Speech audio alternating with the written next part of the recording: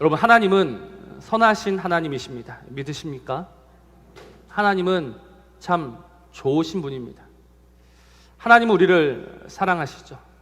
하나님은 그 사랑을 잊으신 적이 없고 끊으신 적이 없고 그 사랑을 포기하신 적이 없으십니다.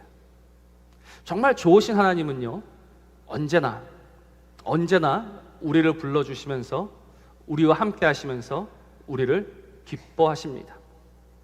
우리는 이 믿음으로 오늘을 살아가고 있습니다. 하나님이 만약에 변덕쟁이시라면, 어제는 나를 좋아했다가 내일은 나를 싫어할 것 같으면 우리는 불안해서 견딜 수가 없을 겁니다. 우리가 더욱더 담대히 하나님의 그 은혜의 보좌 앞으로 나아갈 수 있는 것은 하나님은 신실하시기 때문에 그런 거예요. 그는 신실하신 하나님이십니다. 그는 언제나 사랑으로 우리를 찾아주시고 불러주시고 함께 하시는 하나님이십니다. 그래서 그 선하신 하나님이 6장 7절 말씀을 보니까 이렇게 말씀합니다. 이르시되 내가 창조한 사람을 내가 지면에서 쓸어버리되 사람으로부터 가축과 기는 것과 공중의 새까지 그리하리니 이는 내가 그것들을 지었음을 한탄함이니라 하셨다라고 합니다. 좋으신 하나님이 쓸어버리겠다라고 하십니다. 그리고 7장 4절에서 한 번 더 이야기하시죠. 지금부터 7일이면 내가 40주야를 땅에 비를 내려 내가 지은 모든 생물을 지면에서 쓸어버리겠다. 여러분, 이 쓸어버린다라는 말은요, 그 정확한 뜻은 지워버리겠다라는 겁니다. 지워버리겠다. 그 흔적도 남지 않도록 내가 지워버리겠다. 누가 이 말씀하신다? 선하신 하나님이, 좋으신 하나님이, 나를 사랑하시고 나를 기뻐하신 하나님이 오늘 하시는 말씀이 무엇이다? 쓸어버린다, 지워버린다라는 겁니다. 왜 이렇게 되었습니까? 왜 하나님이 지워버리겠다라고 말씀하십니까? 그것은 바로 사람 때문입니다.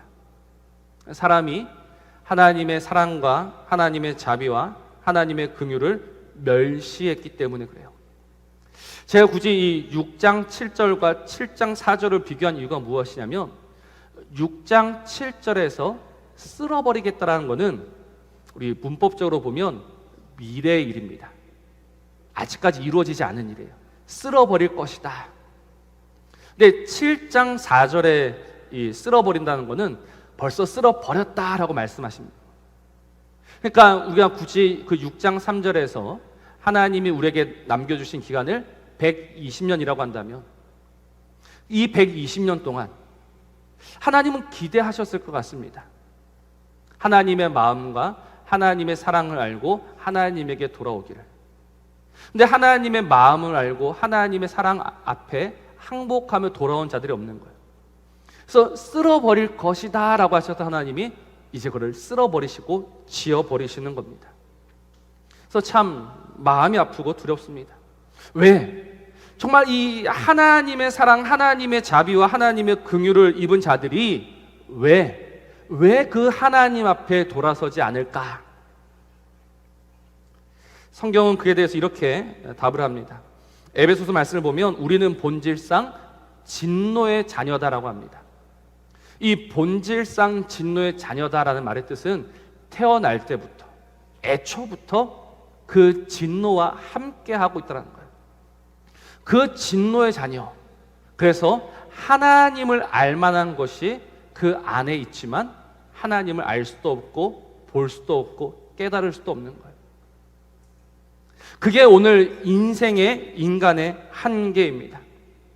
그래서 우리는 사람들이 여전히 창조를 보면서 뭐라고 이야기합니까? 창조, 하나님의 그 능력의 결과. 사람들은 부인하고 부정합니다.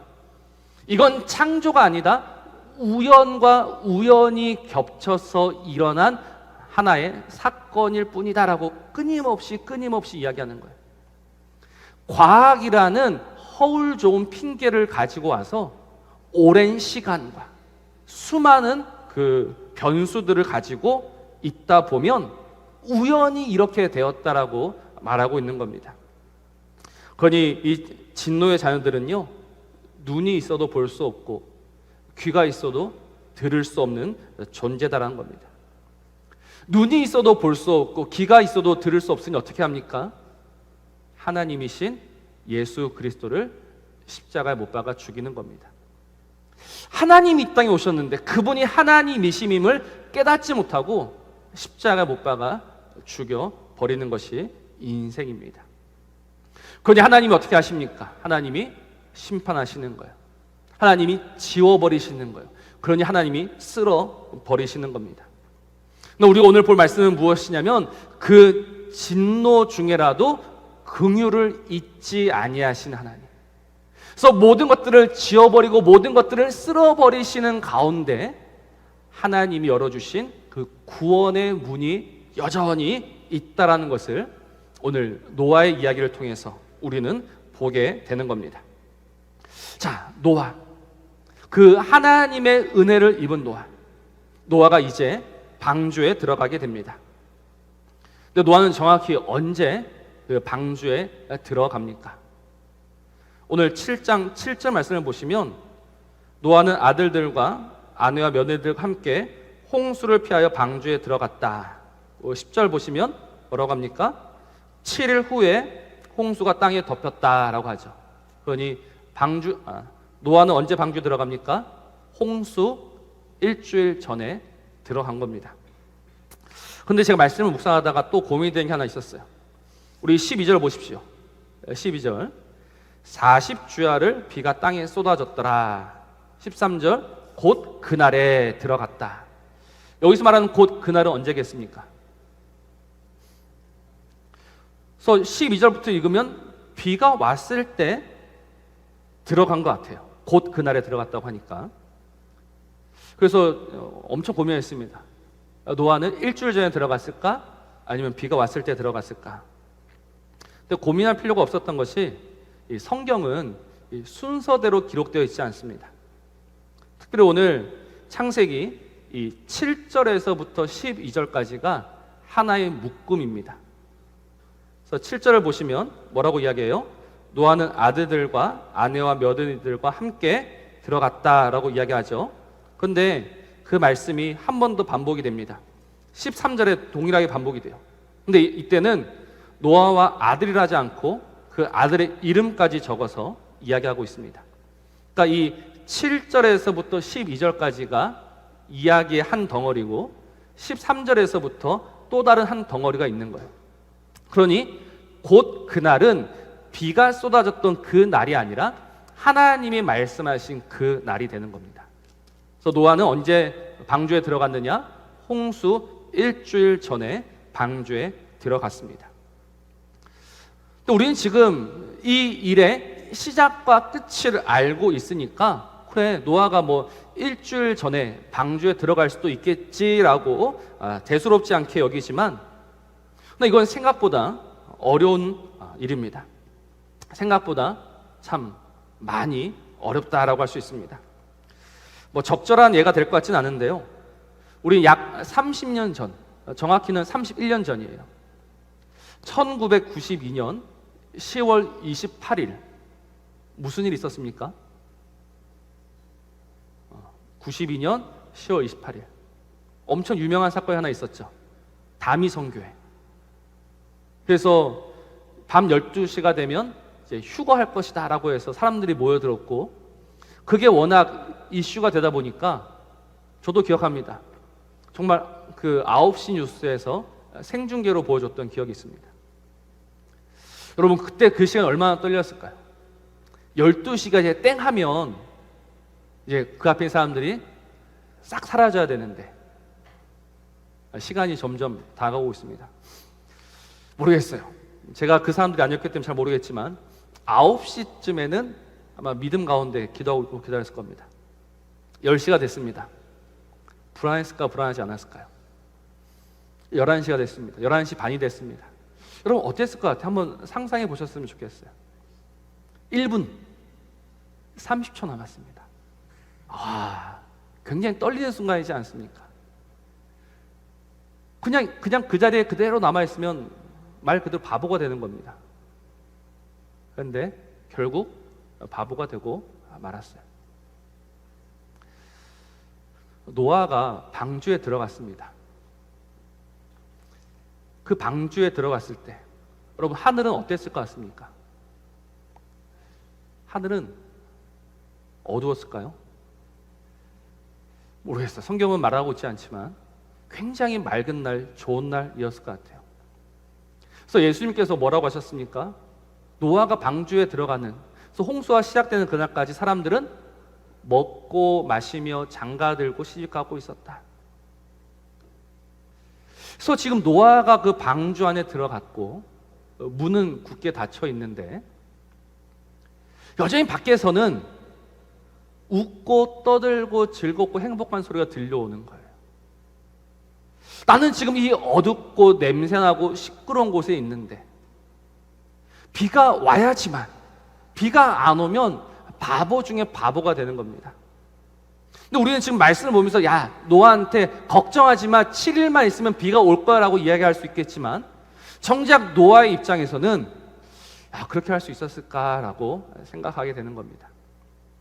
만일 여러분들이 노아의 입장이라면 어떤 마음으로 그 안에 계셨을 것 같습니까? 정말 방주 안에 있으면서 하나님을 기뻐하면서 하나님을 노래하면서 그렇게 찬양하면서 기다리고 계셨을 것 같습니까? 아니면 불안해하면서 긴가민가하면서 정말 이게 맞나라고 생각하면서 기다리셨을 것 같습니까? 저는 참 초조했을 것 같습니다. 저는 참 두려웠을 것 같습니다. 물론 정말 그 오랜 시간 동안 방주를 지었고 그래서 이 방주 안에 들어왔지만 그러나 하늘을 보면 비 보이지가 않는 겁니다. 그래서 우리는 오늘 그 방주 안에서 또다시 두려움과 걱정에 사로잡히게 되는 거예요. 이 모습이 어떤 모습이냐? 바로 오늘 저와 여러분들이 예수를 믿는 모습 그대로다라고 생각합니다. 여러분, 우리 고린도전서 15장 19절 말씀 한번 봤으면 좋겠습니다. 고린도전서 15장 19절 말씀을 보면 사도 바울이 우리를 가리켜서 무엇이라고 하냐면 만일 그리스도 안에서 우리가 바라는 것이 다만 이 세상의 삶뿐이면 모든 사람 가운데 우리가 더욱 불쌍한 자다라고 이야기합니다. 이 불쌍하다라는 뜻이 무엇이냐면 비참하다라는 거예요. 비참하다. 아니, 세상이 좋은 것들이 얼마나 많이 있는데, 세상에 정말 맛있는 것들이 얼마나 많이 있는데, 근데 우리는 누구 때문에 그런 것들을 포기하고 삽니까? 어떻게 보면 예수 그리스도 때문에, 정말 예수 그리스도 때문에 우리가 포기하고 우리가 내려놓는 것들이 생각보다도 많이 있습니다. 우리는 왜 일요일마다 교회 와야 합니까? 우리는 왜 나의 이 피 같은 돈을 하나님에게 드려야 합니까? 또 교회 와서 왜 이 잔소리 같은 설교도 들어야 합니까? 여러분, 교회 오시면서요, 이 왜라는 질문을 항상 가지고 오셔야 합니다. 왜 이곳에 오며 왜 이곳에서 하나님을 예배해야 할 것인가? 물론 교회에 와서 하나님을 예배하는 것이 그냥 습관처럼 되는 것도 귀한 일이지만, 그러나 그것보다 더 중요한 것은 언제나 이 왜라는 질문을 안고 오셔야 하는 거예요. 왜 나는 이 자리에 있는가? 노아는 왜 방주에 들어가게 되었는가? 오늘 7장 7절은 이렇게 이야기합니다. 노아는 아들들과 아내와 며느리들과 함께 홍수를 피하여 방주에 들어갔다라고 합니다. 왜 방주에 들어갔습니까? 홍수를 피하여 방주에 들어갔습니다.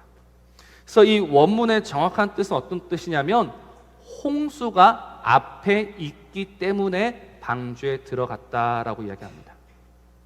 무엇이 앞에 있다? 홍수가 앞에 있는 겁니다. 노아의 눈에는 홍수가 보이는 겁니다. 세상의 눈에는 홍수가 보이지 않죠. 무슨 홍수냐? 비도 오지 않는데. 그러나 노아는 그 홍수를 보고 방주에 들어간 겁니다. 어떻게 그 홍수를 볼 수 있습니까? 이게 바로 믿음이다라는 겁니다. 믿음이 뭐예요? 믿음은 보이지 않는 게 보이는 게 믿음입니다. 그래서 하나님이 믿음을 주시면 눈이 열려서 세상은 볼 수 없는, 세상은 알 수도 없는 하나님의 진리가 보이는 거예요.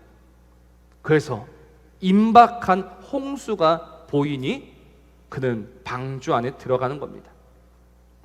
동일합니다. 우리가 어떻게 예수 그리스도 안에 머무기를 택할 수 있을까? 우리가 이 세상의 모든 좋은 것들을 거절하고 어떻게 예수 그리스도 안에 머물면서 살아갈 수 있을까? 마땅히 보아야 할 것들을 보셔야 하는 겁니다. 믿음의 눈으로 오늘 우리를 위한 하나님의 사랑과 또 이 세상 가운데 임할 하나님의 진노와 하나님의 심판을 보셔야만 하는 거예요. 이게 보여야지만 하나님 안에 들어갈 수 있는 거예요. 그래서 세상의 눈과 우리의 눈은 다릅니다. 뱀의 후손의 그 눈과 여자의 후손의 눈은요, 달라요. 이 뱀의 후손들은 언제나 세상을 주목하여 봅니다. 그래서 먹음직하고 보암직하고 그 탐스러운 것들만 보면서 살아요. 그런데 이 여자의 후손인 은혜를 입은 자들은 그 눈으로 무엇을 보며 누구를 보느냐? 하나님을 보는 겁니다. 하나님의 눈을 보는 겁니다.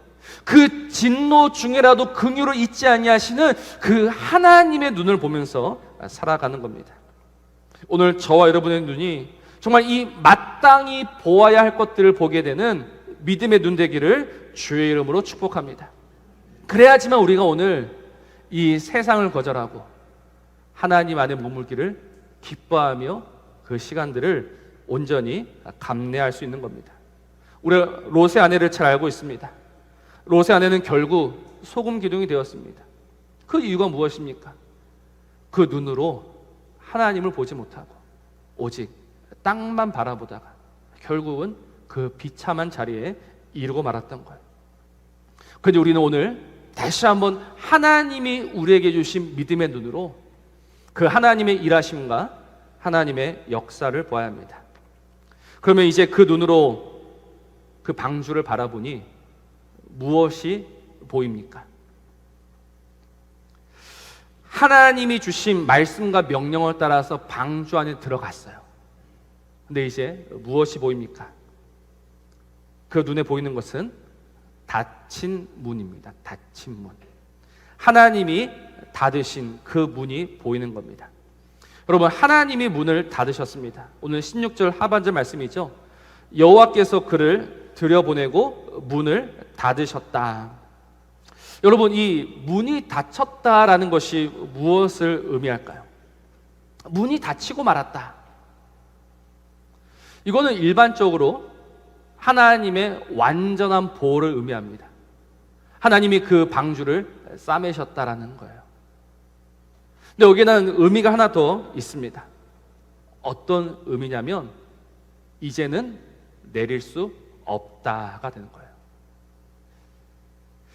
지금 그 방주 안에 갇혀 있는 노아,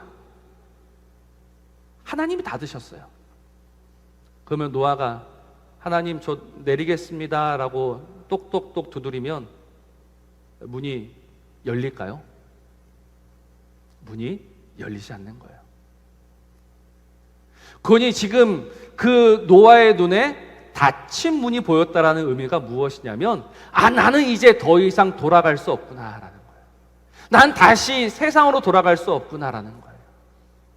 정말 이 세상으로부터의 하나님의 분리를 경험하게 되는 겁니다. 우리는 이것을 무엇이라고 부르냐면 구원이라고 부릅니다. 여러분, 제가 누누이 말씀을 드립니다. 구원은 취소될 수가 없습니다. 구원이 취소될 수 없다는 것은 나는 그 배에서 내리겠습니다라고 말할 수가 없는 거예요.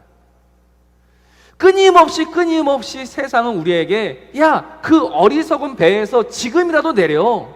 그 나무 상자 안에 있어서 뭐 하려고? 비도 오지 않는데 거기 안에 있으면 너 죽어라고 말하지만, 그래서 그들의 말을 듣고 내려야 되겠다라고 마음 먹을 수도 있겠지만 내릴 수가 없는 겁니다.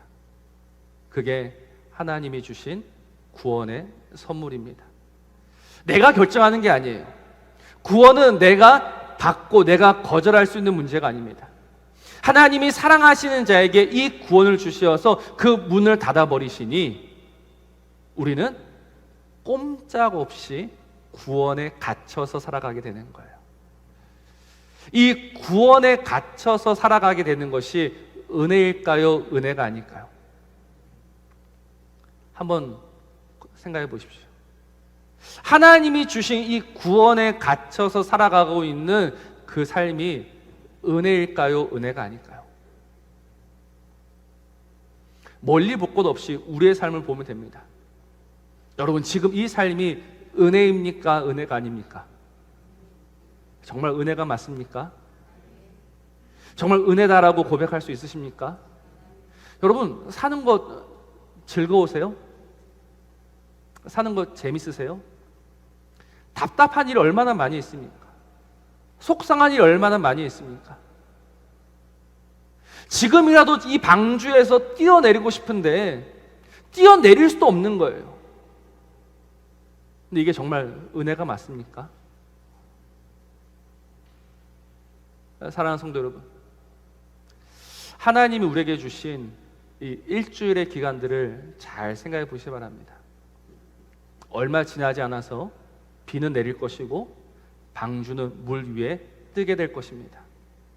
그때는 알겠죠. 그때는 이 날을 위해서 하나님이 나에게 방주를 주셨고 방주 안에 들어가라고 하셨구나. 그래서 오늘 저와 여러분이 살아가고 있는 이 모든 시간은요, 일주일입니다. 우리가 아무리 오래 산다 한들 우리는 결국 이 일주일을 살아가는 거예요. 이 일주일을 어떻게 살아내느냐, 이 일주일을 어떻게 믿음으로 버텨내느냐, 이 일주일을 어떻게 믿음으로 살아내느냐. 비는 보이지 않고 세상의 조롱과 세상의 비아냥 속에서 어떻게 내가 이 일주일을 살아낼 수 있을 것인가. 그러나 이 일주일을 능히 살아낼 수 있는 힘은 굳게 닫힌 저 문에서부터 오는 겁니다. 다시는 열리지 않는, 하나님이 닫으셨으니 하나님이 열지 않으시면 열 수 없는 그 문에서 오는 겁니다. 여러분, 오늘 그 닫힌 문에 달려가지 마십시오. 여러분들이 아무리 두드리고 여러분들이 아무리 외쳐도요, 그 문은 열리지 않습니다. 그러나 그때 저와 여러분들이 주목해야 할 것이 하나 있습니다. 무엇이냐면 저 위에 창이 하나 있다는 겁니다. 우리 창세기 6장 말씀을 보시면 하나님이 그 방주에 창을 하나 내게 만드십니다. 근데 이 번역이 참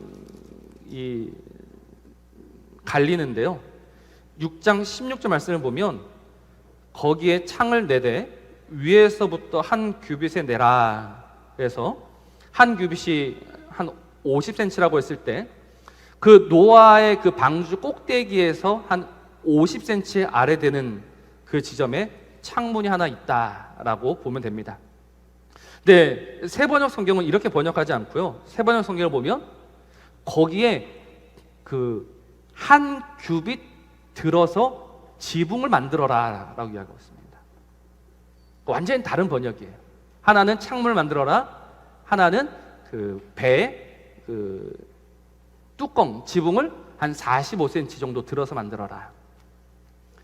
근데 뭐 이 번역이든 저 번역이든 의미하는 바는 하나입니다. 무엇이냐면 이 문은 굳게 닫혀 있는데 그 어둡고 갑갑하고 답답한 방주 안에 빛이 한 줄기 들어오는 겁니다. 저 위에 열린 창이나 지붕을 통해서 말입니다. 여러분, 그게 오늘 우리가 살아갈 수 있는 힘이 되는 거예요. 어떻게 내가 이 안에서 견딜 수 있을까? 그래서 하나님이 나의 연약함을 아시고 나의 모자람을 아시고 오늘도 그 창과 지붕을 통해서 우리의 삶 속에 한 줄기 빛을 비춰주시는 겁니다. 그게 오늘 우리의 소망이 되는 거예요. 그게 오늘 우리의 믿음이 되는 거예요. 하나님이 살아계시고 하나님이 역사하시고 하나님이 반드시 그 모든 일을 이루시겠구나라는 이 믿음 때문에 우리는 오늘 그 일주일을 살아낼 수 있는 겁니다. 생각보다 긴 시간이라고 생각했지만 여러분, 하나님한테 그 시간은 긴 시간이 아닙니다. 우리는 하나님, 이 일주일이 나는 너무 길어서 도저히 견딜 수 없습니다라고 하지만 그러나 그거는 긴 시간이 아니고 하나님의 인자와 하나님의 그 긍휼을 기대할 수 있는 시간이 됩니다. 우리 베드로후서 3장 9절 말씀이죠. 하나님의 말씀입니다. 주의 약속은 어떤 이들이 더디다고 생각하는 것 같이 더딘 것이 아니라 오직 주께서는 너희를 대하여 오래 참으사 아무도 멸망하지 아니하고 다 회개하기에 이르기를 원하신다. 그래서 이 왜 하나님 왜 일주일이어야 합니까? 이 일주일은 하나님이 오래 참으시는 시간입니다. 오늘도 많은 이들이 이 구원 안으로 들어오기를 바라시면서 하나님이 기다려주시는 시간이 되는 거예요. 그러니 우리는 그 하나님을 바람으로, 하나님을 신뢰함으로, 하나님을 의지함으로 오늘 이 시간들을 살아내야 되는 거예요. 그래서 노아가 이 땅에 사는 동안 의를 전파했습니다. 하나님의 살아계심을 보여주었습니다. 오늘 우리도 그렇게 해야 하는 거예요. 우리는 지금 눈에 보이지 않는 방주 안에 들어와 있습니다. 눈에 보이지 않는 방주이신 예수 그리스도. 그래서 어떻게 보면 세상이 지금 우리를 너무나도 잘 보고 있어요. 세상이 지금 우리를 주목하여 보고 있습니다. 오늘 그들에게 보여줘야 하는 거예요. 여기에 구원이 있고 여기에 생명이 있고 여기에 하나님의 그 자비와 인자하심과 긍휼하심이 담겨 있다. 그래서 이 믿음으로 살아갈 때 하나님의 시간, 하나님의 때를 따라서 방주는 땅에서 떠오르게 될 것이고 하나님의 구원과 하나님의 승리는 분명히 임하게 될 줄로 믿습니다. 그러니 이 믿음 속에서 오늘 우리에게 주어진, 우리에게 맡겨진 이 시간들을 믿음으로 감내해내는 저와 여러분이기를 주의 이름으로 축복합니다.